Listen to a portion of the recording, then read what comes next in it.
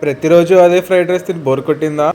అయితే ఈరోజు రంగు, రుచి, ఆరోగ్యం 3 కలిసిన ఒక స్పెషల్ రెసిపీ చేద్దాం.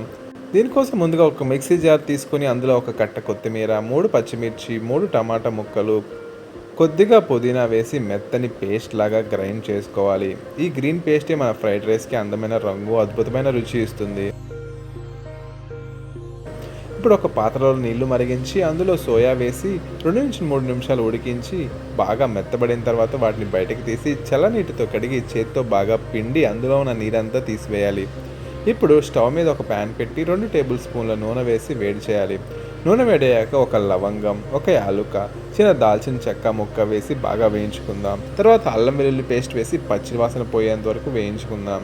ఇప్పుడు ముందుగా తయారు చేసిన గ్రీన్ పేస్ట్ వేసి మీడియం ఫ్లేమ్ మీద బాగా కలుపుతూ ఉడికించుకుందాం.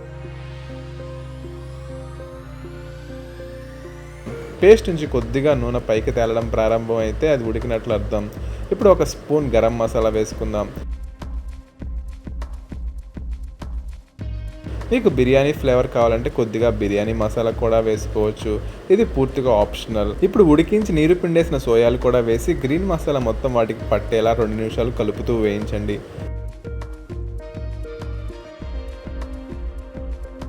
చివరగా ముందుగా ఉడికించి చల్లార్చిన అన్నం వేసి నెమ్మదిగా కలపండి.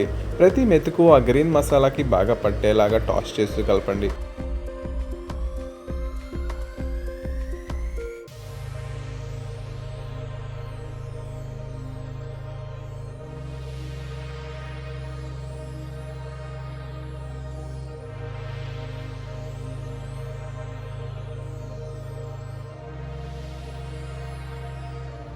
ఇప్పుడు ఒక స్పూన్ ఉప్పు వేసి మరోసారి బాగా కలిసేలా కలుపుకుందాం.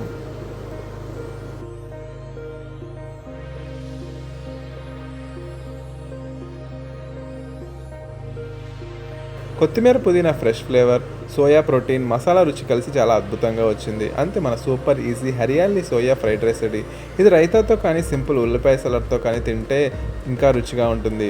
లంచ్ బాక్స్కి ఇది ఒక పర్ఫెక్ట్ రెసిపీ. ఈ రెసిపీ మీకు నచ్చితే వీడియోని లైక్ చేయండి. మీ ఇంట్లో కూడా ట్రై చేసి ఎలా వచ్చిందో కామెంట్స్లో చెప్పండి. ఇంకా ఇలాంటి మరిన్ని రెసిపీస్ కోసం ఛానల్ని సబ్స్క్రైబ్ చేయండి.